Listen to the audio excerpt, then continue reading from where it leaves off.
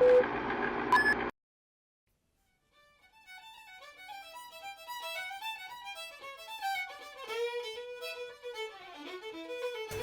my name is Jerry O'Connor. I'm a violin maker, repairer, restorer, and I'm going to repair a bow here today at my bench here in Ravensdale, County Louth. Right, so that's the bow. That's the bow now. All the thumb grip and the silver off it. We'll just clean it down with a little light touch of metal lead spirits.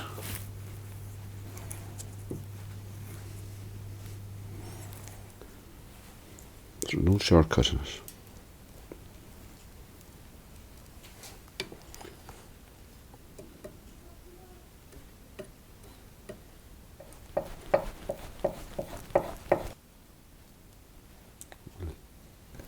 The front of it must always be full width of the hair, or else the hair gathers either side of it. The hair goes into the frog, and the wedge is put into it, and then it pulls the hair around. So again, it must wedge itself in. It must fit on all sides. You get an idea of what's going on.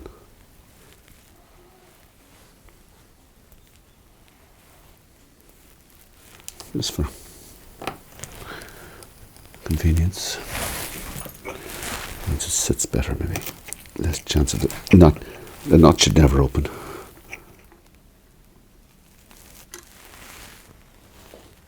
Right.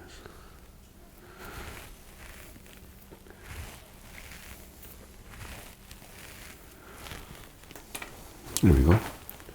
One bow rehearsed.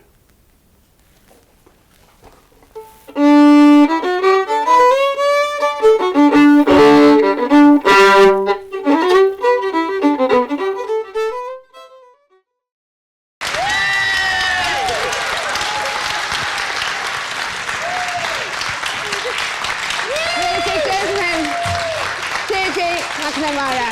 Please remember this name. He's a future star.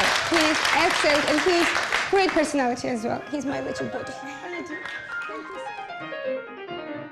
I remember going home from school and always just going straight to the piano, dropping the bags and everything, going straight to the piano.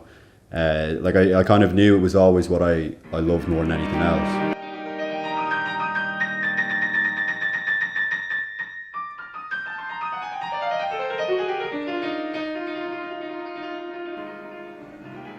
I did realise that once I came back to London, I had quite heightened anxiety levels. And there was obviously going to be fears again, like, oh, am I still ready? Am I still not ready? Or, you know, because, you know, my dad was obviously a great pianist, great musician. He was on the Late Late Show for like 20 years or something. Frank McNamara is his name.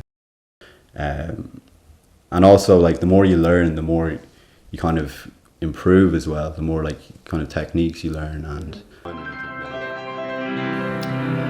I feel as though as the years have progressed, I've matured as a person as well. So now I'm definitely ready to be back in London, and, you know, it's a great place to be as well. Like, it's where everything's at, you know, music-wise, and, you know, it's great timing, I think, now.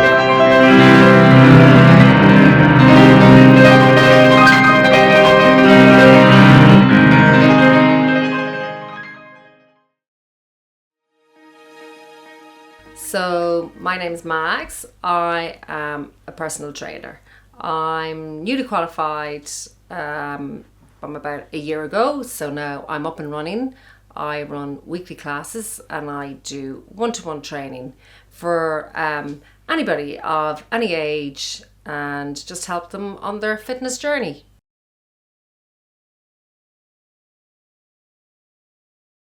I wanted to start the business because I had lost my part-time job during COVID, and it was a case of it was now or never.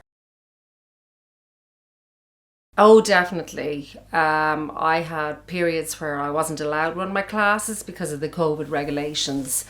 So definitely in terms of being in a one-to-one setting, scenarios like that, yeah, definitely did impact it in a negative way. Do all your research, look at your competitors, see what they're doing, you know, and I think you need a passion for it. So I think you know, you really need that to drive you for, you know, through the challenges. You know, it's not plain sailing, you know, and there's going to be obstacles on the way. But I think if you have a passion and you feel it's your purpose, you know, you'll do okay.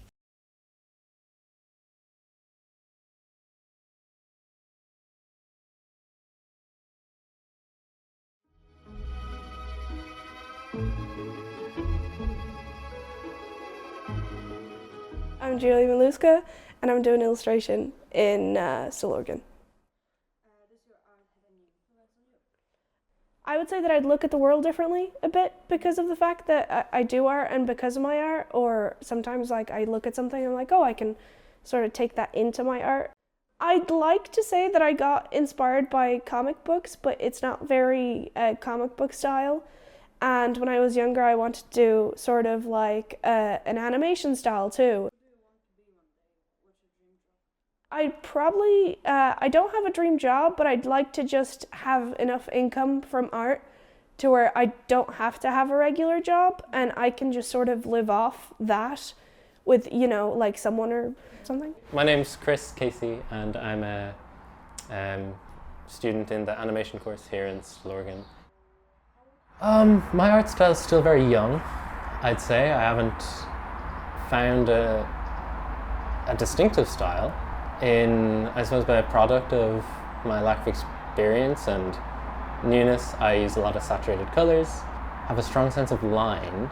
I don't have such a great sense of proportion or volume still, so I struggle with that. And I think that holds me back from having a distinctive style that I settled in. I'm Fathia Latis and I'm doing animation. What and with what materials do you create your work? Ever since like the beginning of the year, I've been trying to use more materials, if you know what I mean. So like different types of paints, not just acrylics or watercolors. I'm going into like gouache and oil paints. I've been trying to use charcoal and Conte sticks because they're very messy, but if you use them properly, you can get like nice effects, which I'm glad I've learned. Hi, my name's Kira Lily Farrell and I study animation here at Stillorgan for further education. How would you describe your art style? I don't actually really have one. I kind of vary between things depending on what inspires me that day or who I've looked at. So like for a time being I was very obsessed with anime, so I did a lot of anime styles. Now I'm not really as massively into that. I do a lot of styles from Vincent van Gogh. I do a lot, just generally whoever I'm looking at. I'm Marius Pechukonis and I'm from Lithuania, and I'm one of the owners of this little shop called Magne. How does it happen that you have your own business and how did it all start? It was like always Agnes' dream to have shop, and yeah, at the time we started together. And of course, like before, it used to be different business here. We knew the owner. We started like from one shelf maybe at start, and it was like 10-12 years ago. So yeah, slowly, of course, we liked it. We did a lot of non-sleeping nights and so on. And yeah, now we have this.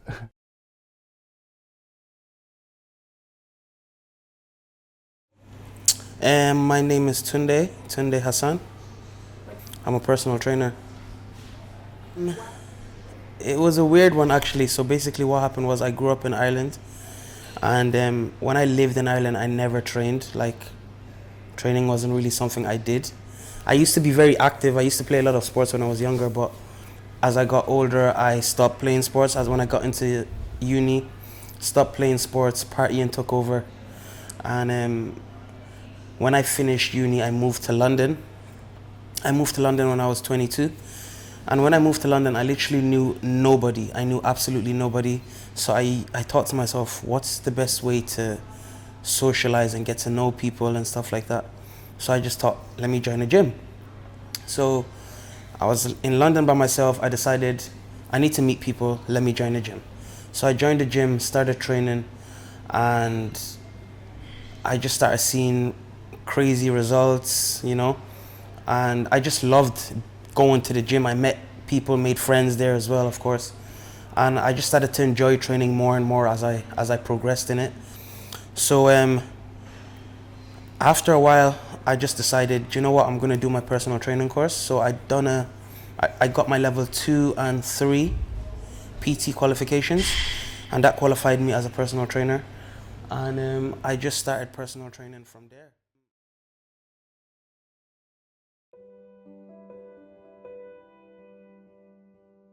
I came from Malawi, the warm heart of Africa. I'm originally from Zimbabwe. I was traveling around the UK in 2000. I am originally from Malawi, and I have lived in Ireland since 2012, and that is making it 9 years. Should have been 10 years this year now. I'm from Malawi, and I've been living in Ireland for 20 years now. Yeah. I came to Ireland to study. I saw some adverts on the newspaper that they were recruiting students from Malawi to Ireland.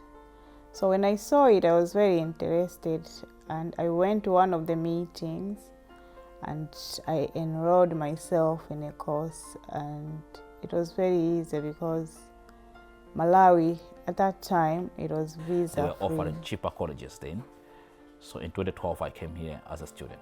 Well, I chose Ireland as a destination because I think there was a time when my friends came over here just for holidays and came back and spoke good about Ireland.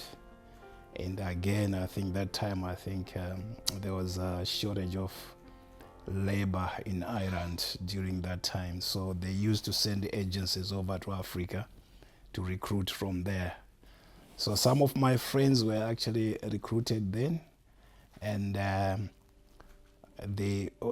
during our communication, they actually managed to entice me to actually come over as well and look for those opportunities.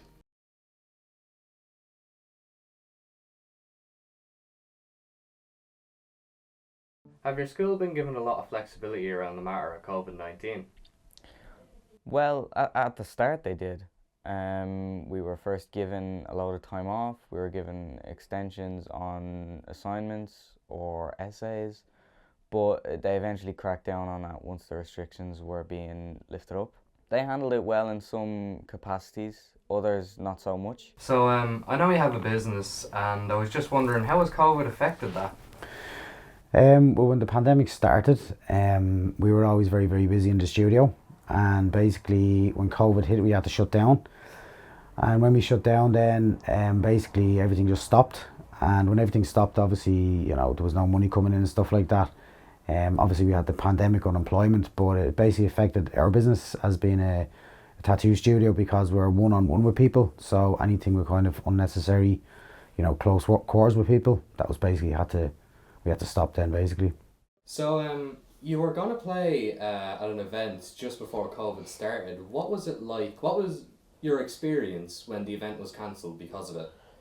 Well, it was kind of strange because it was actually supposed to be my kind of first show, but at the time I was working with someone else. Was there ever anything like this when you were growing up? Yes, in 1950 there was a big polio epidemic, and nearly half of the world did get it, and it killed an awful lot. Most they were all kids who got it, and nearly 75% of them died from it. So has it affected your life in a significant way? Yes, it has. I couldn't get outside the door. I was afraid to go out. I didn't like wearing masks, and although I had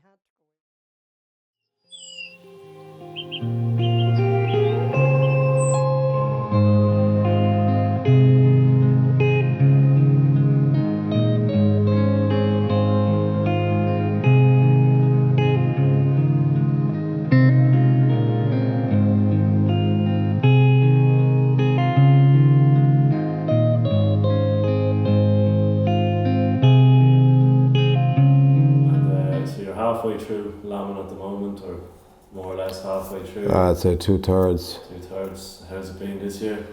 It's been good. The weather has been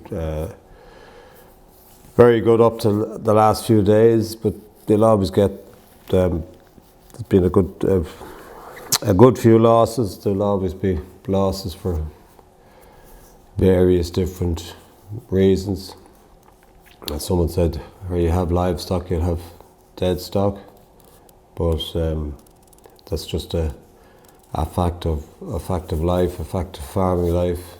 Do you struggle to, you know, when you see a lamb dying or you lose a young? Well, you do struggle, but you kind of get used to it, I suppose. You become a bit immune to it, which it's maybe not nice, but you have to. You couldn't. You can't just get down, or else you'd lose your marbles.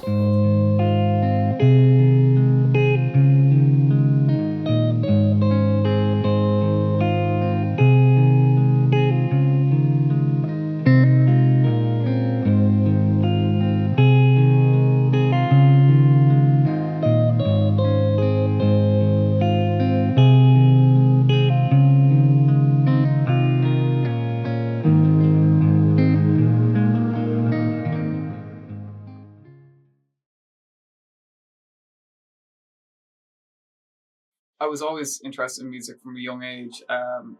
Like the first artist I was a fan of was Lady Gaga, and then I became a fan of like many other musicians in the pop music world. My name is Mark McDermott, and I study songwriting in the BIM Institute in Dublin. I release music under the name Romeo Red. That's my stage name. I'm very passionate about music production and songwriting specifically, and I'd like to create music for myself under that name, Romeo Red, and also for other artists in the future. Music to me is an escapism in many ways, but it's also very much something that can uplift me and can make me feel better throughout my day. Most people listen to music every day. I definitely always do. As a creator, it's so great to be able to create different sounds that make people dance or make people sing or people can relate to.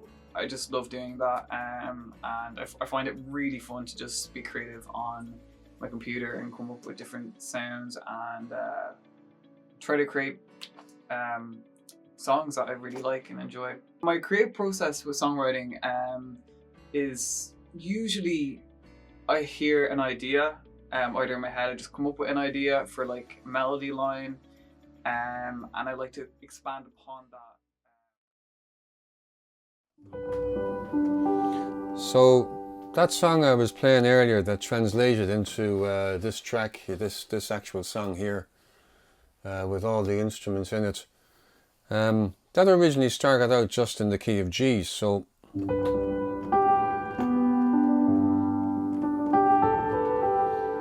and I stopped there and thought, well, hang on a second, this is a loop in my head. This is a loop song, a loop melody.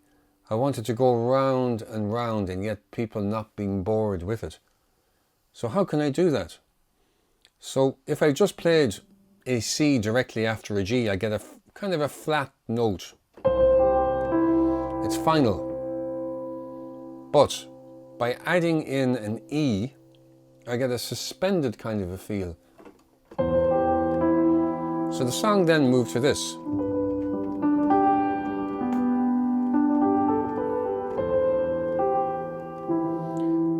So the only place that wants to go is up. And up is an F. And then I go back to my original note, G. And suddenly, I found myself in a loop, almost like a hobbit, a continuous loop going around and around. But I wanted to vary the melody to keep some interest in it. So what do I do?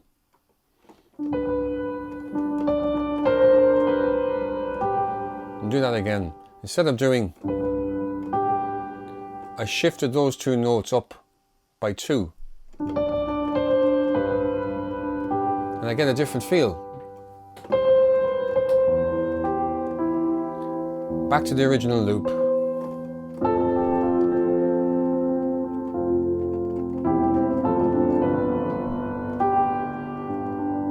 Hi, my name is Hector Castillo. I'm really happy to be here. I will be talking about first about my musical background. I was born in Venezuela, and since very young, I started listening to all sort of music in my country. My country is very diverse when it comes to musical styles and all that. We got Latin music, but we also got a lot of influences for America. From the United States, and so we also got rock, got blues, got soul. We got all different type of music, along with all sort of Latin African music as well. The blues is basically a call and response that happens between the person and the instrument he's playing along with. And then I got lucky. When I was 16, I met a guy who collected CDs. I think at the moment he has something like 20,000 CDs. And he kept pushing new music on me, and it just expanded the boundaries of my musical taste. Being forever grateful. Just when you sit, everything comes together. Everything in your head. Because music swamps your head, and everything else is put to the background.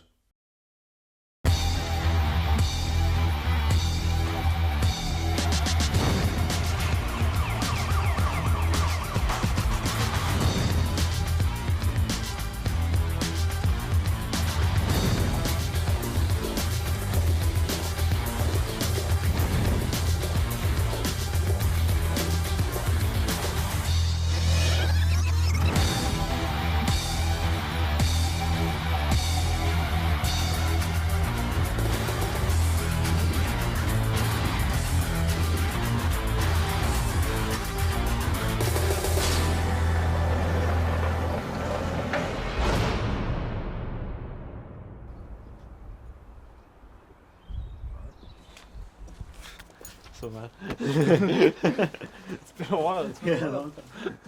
Oh. Yeah, good to be here. Thanks for having me.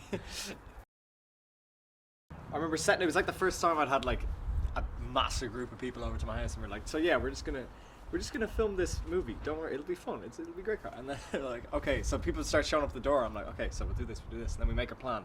And then more people come. We're like, we have to tell everyone what's gonna happen. And we're like, okay, let's just make it up as we go. I was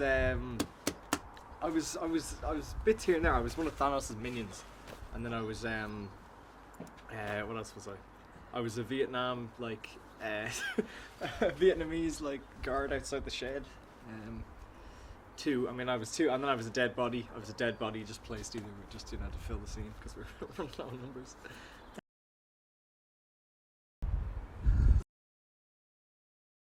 It came out better than I thought, to be honest, because I remember when we were doing this, I was like, oh, this is fun, but how is this going to come out? Yeah, it flowed. Yeah, I mean, there was scenes where the ones I was in, I was like, oh, I'm kind of just running around. So I guess there's a lot that I wasn't a part of. Like the training montage and stuff, I didn't really know what was going on there, because I was just in the background. Yeah, it was funny. But man, everyone grew their hair out, everyone has no hair in that. Most people, yeah. I mean, then, obviously I go to college with some of them. Everyone was there in school, still hang out with them now and then. Yeah, I'd say yeah, mostly. To be honest, I thought we could, I was thinking, obviously because it was a sequel, we had a lot more people working on it.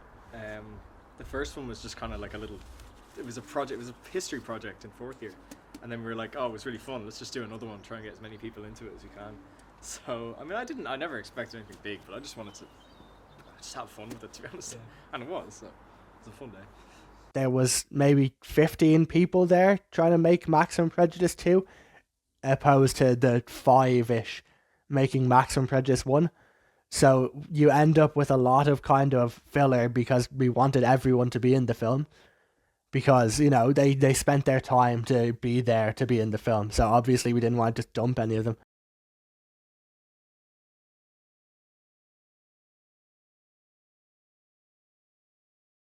We live in a digital age. Over the past 100 years, the development of computer technology has been one of mankind's greatest achievements. The ability to solve difficult mathematical equations and sort large amounts of information, jobs that previously would have taken groups of people hours to achieve, is now possible at the simple press of a button. However, one of the most interesting developments, in my opinion, when it comes to computing technology, has been its use in entertainment, whether that be in movies such as special effects, or more important to today's topic, video games. Video games have always been a polarising topic in the eyes of the public, with some seeing them as wastes of time destroying the minds of our youth, and others seeing them as a vital escape from the stresses of everyday life. A way to be enveloped in a world that is miles different to our own. Over the years, many consoles have hit the market to fulfill this need, whether it be Nintendo's entertainment system or Sony's best-selling PlayStation 2. However, to me, there is only one console that defines my generation, and that is the Xbox 360. Now the development and subsequent release of the Xbox 360 is shrouded in a fair amount of controversy. So today I'm going to tell that story and explain how a little box made of plastic and a couple hundred wires was able to capture the minds and culture of the mid to late 2000s.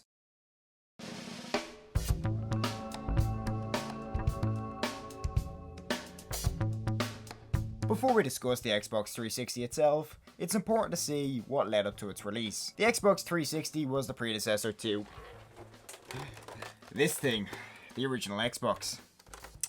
It's a tad dusty. But now where did the other 359 Xboxes go?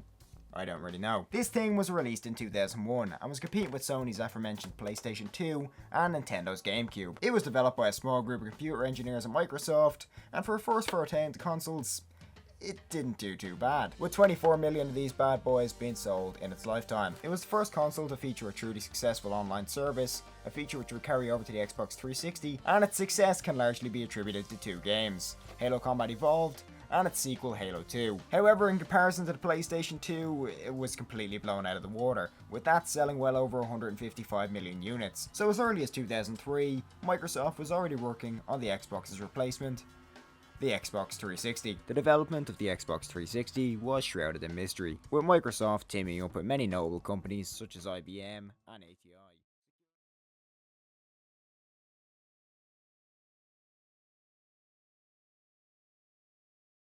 That photograph is one of the very first ones I took that was on the west coast of Donegal. I thought it looked lovely that morning. I took the photograph, and now I look at that photograph and I think, oh God, that's awful. I would hopefully be able to get a lot more interest into the photograph if I was to take it now than when I took it at the start of my journey. As far as I remember being a child and asking for a camera from Santa, long before digital photography was ever invented. And then I used to do a bit of art and bit of watercolour painting and oil painting. And then I suppose it was really only around 2009-10 that I started giving any time to it as a hobby. But I would have to say now I would prefer the photography by a mile to what I used to do. I think you probably see results quicker. And maybe that's part of the world that we're living in now, where we want instant gratification for everything. Whereas you can go out on a day and you can get, if you're lucky, a few photographs, whereas you're never going to turn out a few paintings on a day.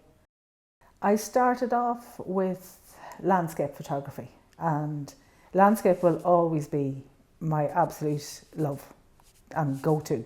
The light is everything, and you watch where it falls, the shadows it makes or it doesn't make, and you can look at a scene 10 times in a row and it will look different on the 10 times. But if there's nothing interesting in the photograph, if there's no impact or if there's no story there is nothing there really as such. You have to be really conscious of how you compose your photograph, what you're trying to say with it, where you're trying to lead somebody who's looking at your photograph.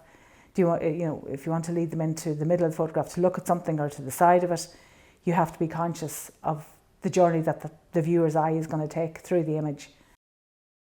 It's just a typical wild West Coast landscape. You have the wind, the waves and the rocks and the light that comes between clouds. So my name's Nolene. I play Camogian football, Gaelic football, and I've been playing ever since I was 5 years old to this current day. In Camogie, I play left half forward, and I love that position very much. I think I finesse it and I thrive in that position. And then in football, I play half back, and recently I've been venturing into goals, which I don't know how I feel about, but we live and we learn. In the times that I have had to be in goals, there's never been a penalty in 2 years on my team until I was a goalkeeper in playing goals, of which I experienced my first penalty. In PG terms, I was terrified and my heart did drop and I missed it. The second time I was in goals, I experienced another penalty, which was non-deserving for the other team, and I again missed it. But you know, now I feel like I've kind of learned and I could take on a penalty. I do have the thought at the back of my mind saying it would be really great if I blocked it, because it would make the team go wild of my successes. I have football on Mondays, Camogie on Tuesdays, football on Wednesdays, Camogie on Thursdays, and then I have 2 matches on the weekend. But now they've switched it up where we're having a match on Monday and then training on Tuesday and then training on Wednesday, and then I'm assuming a match on Thursday as well, if not the weekend then. So about 5 times a week I'm playing sports. When it's a match day, I can fit some study in the morning, but when I have training during the week,